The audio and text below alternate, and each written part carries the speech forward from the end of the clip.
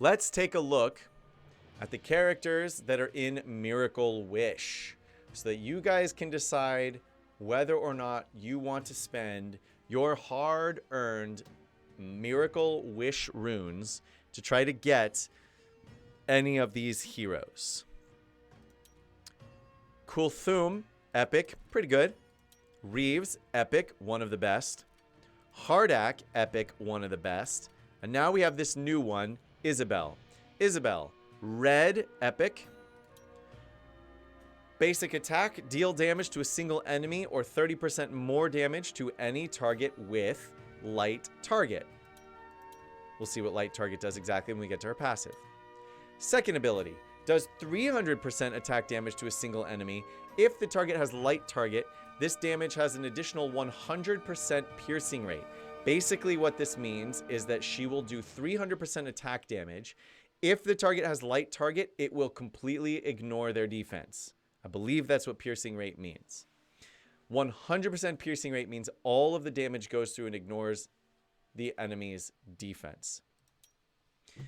Glowing Plume. Inflict light target on the enemy with the lowest HP percentage for 1 turn at the beginning of each turn. So at the beginning of Isabel's turn, she'll switch who has this buff to whoever is the closest to dying. Meanwhile, she gains additional 40% critical damage when dealing damage to any target with light target. This sucks for her. Why does this suck for her, Matt? It sounds really good. Well, because all of her attacks, her main 2 attacks, just deal damage 1 time. Which means that it's really, really hard to bank on critical damage because that means you have to have 100% crit rate. And in case you haven't noticed, she doesn't have crit chance up. She doesn't have anything that increases her chance of getting a critical hit, just doing more and more damage. Which means this passive, additional 40% crit damage when dealing damage to any target, you would have to spend so much, you would have to invest so many resources in increasing her critical chance to 100% that it's probably better for you to just buff her attack. Characters that really, really, really benefit from increasing crit chance are characters that have a way to passively increase their own crit chance, like Xayah does, or characters that attack multiple times. So on your turn, you do 5 attacks for 100% each. If you have a 40% crit chance and you have 5 attacks, that's 40% chance to crit on each one of those attacks. Obviously, you'll do more damage if it's 100% crit chance. But it means that out of 5 attacks, it's likely that 2 of them at least will crit. In this case, you have to get her to 100% crit chance in order to utilize this passive bonus. Increase all allies' attack by 20% for 2 turns, then deal damage to all enemies afterward. Basically, she has 3 attacks that all attack once. This last one is an AoE, but there's still 1 attack that comes from her.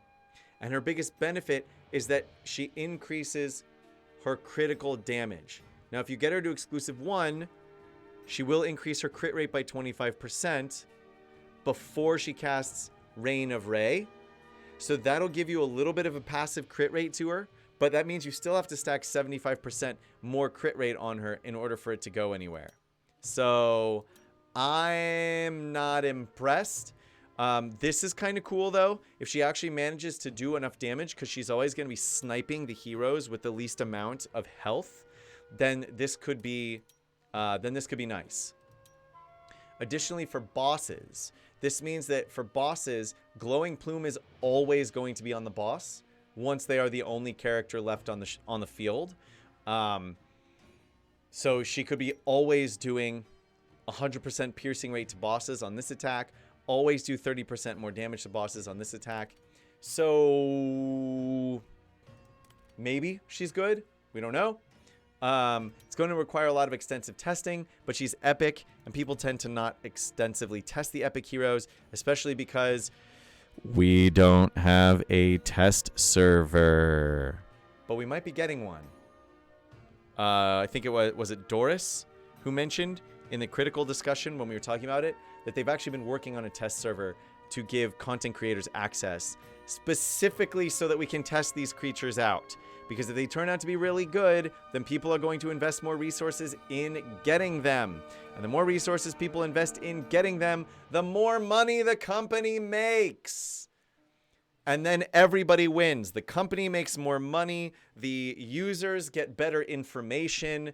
They can more constructively spend their money, more constructively spend their resources. It's a win-win for everybody if the content creators get access to a test server where we can put together all these crazy things. Matthew, what's going on, sir? All right, now let's look at the legendary characters. Nasil, one of, if not the best tank in the game. Guana, one of, if not the best support champion in the game. Tifia, one of, if not the worst legendary character in the game. No, she's not that bad, but she's just really not great.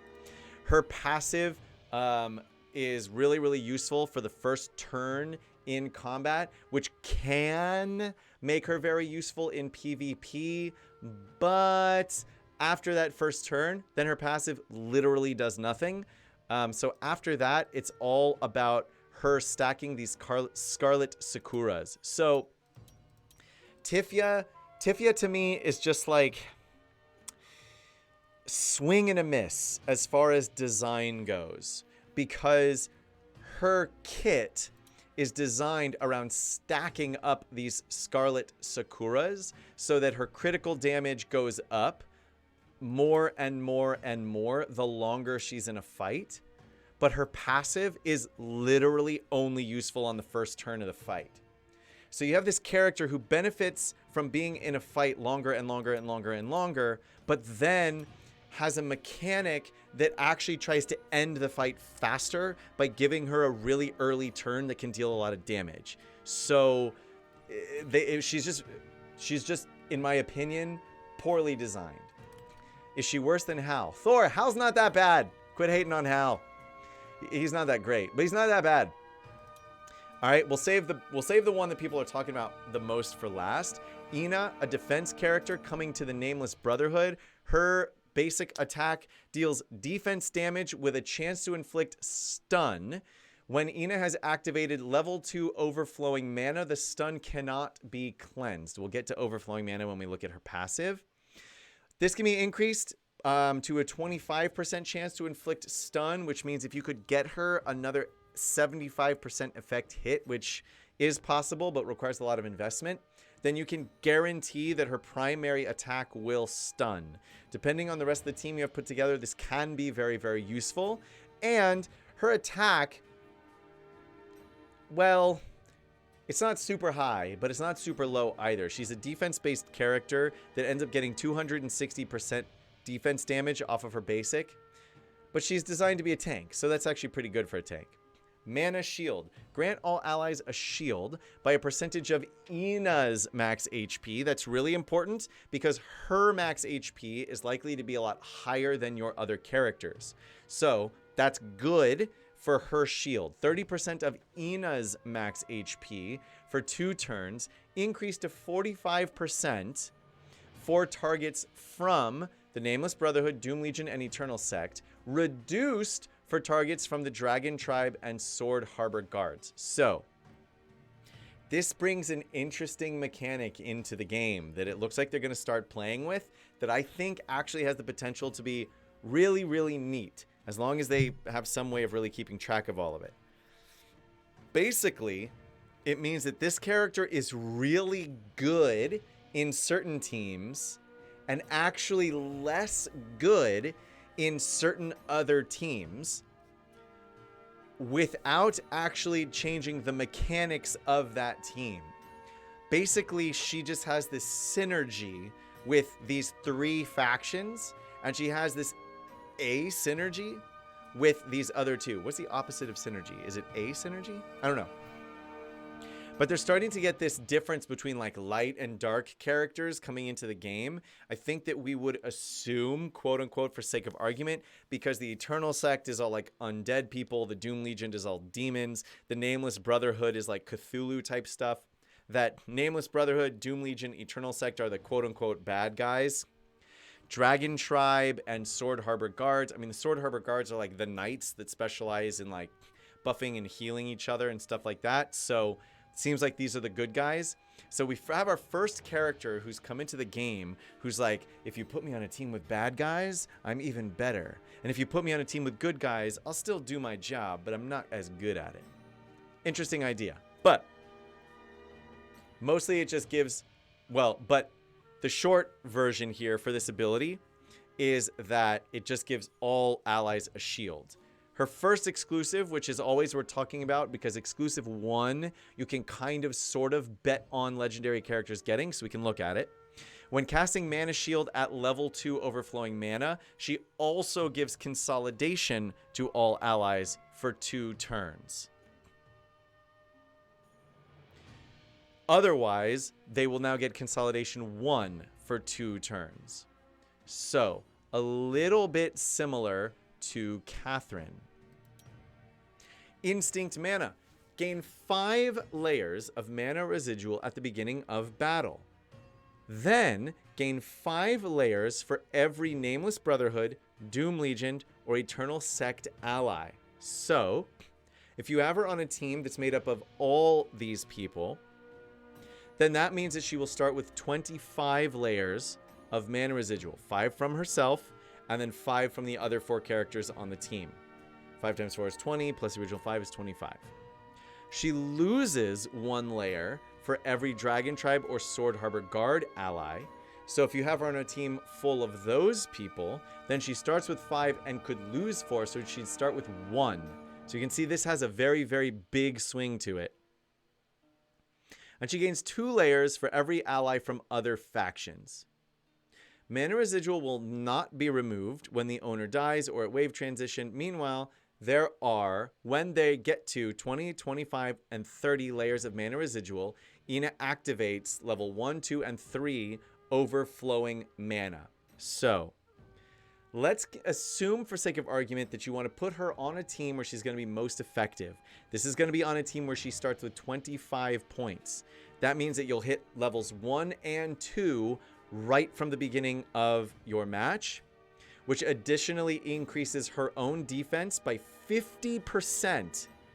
That's a lot. And increases her shield effect by 30%, her self-shield effect. Right? So this isn't necessarily going to... I don't know if this makes her second ability give more shield to everybody else or just herself. But she doesn't have a taunt. So people might not be starting attacking her anyway, because she's going to have really, really high defense and very hard to kill. But we'll keep on going. At level 3, which is kind of like after 1 turn, if you're on the...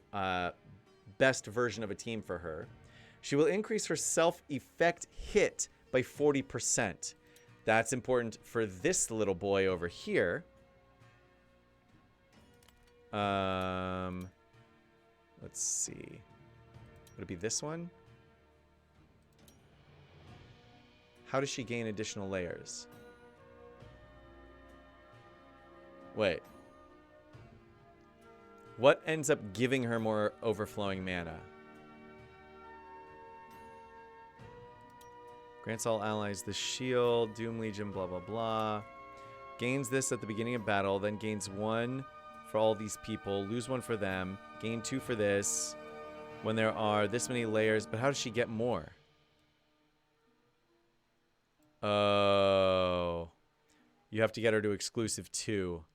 And then she could start at level 3, which will increase her self-effect hit by 40%, giving her increased chance to stun, basically. Okay, but then let's look at this one. Deal 3 stages of defense damage to all enemies. That's a total of 240% defense damage to all enemies. It's relatively low. Meanwhile, the second and third stage have a chance to increase the cooldown of the target's skills by 1 turn. Like what Ben Austin does. The cooldown of this skill will not be increased or reduced by any effects.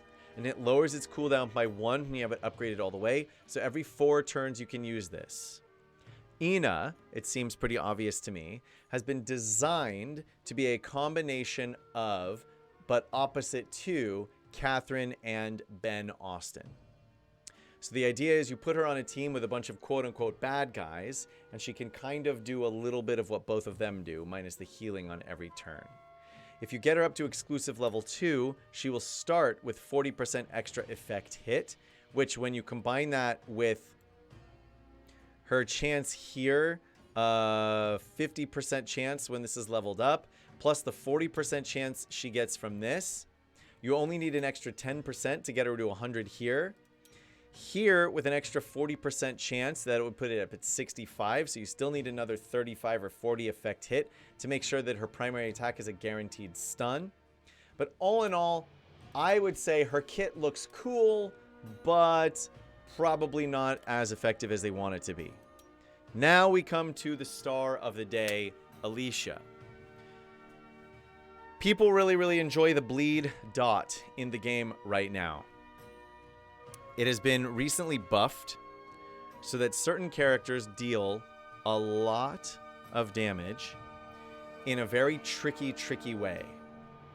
And that is when their damage counts as dot damage. If your damage counts as HP burning damage, or your damage counts as bleed damage, then it means that you can buff the amount of damage you do in two ways.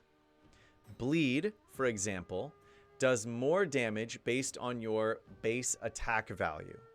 It also does more damage based on your mastery value. This is part of the reason why characters like Lukea and Nidrold have the ability to do so much damage now. Because their damage, correct me if I'm wrong here, counts as bleed damage as opposed to just direct damage. So they can get attack and mastery buffing the damage that they deal while also dealing increased damage from their dots. So with that in mind, let's look at Alicia. Her first attack deals 2 stages of 40% attack damage and 40% bleed damage, each to a single enemy. Meanwhile, each stage has a 40% chance to inflict bleed for 2 turns.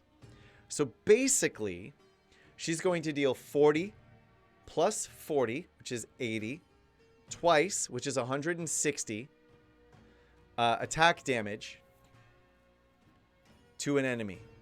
Now this sounds pretty low for a legendary until you realize that that second part, that bleed damage, is going to go up based on her base attack damage and her mastery. So you get the first part, 40%, that benefits from her attack.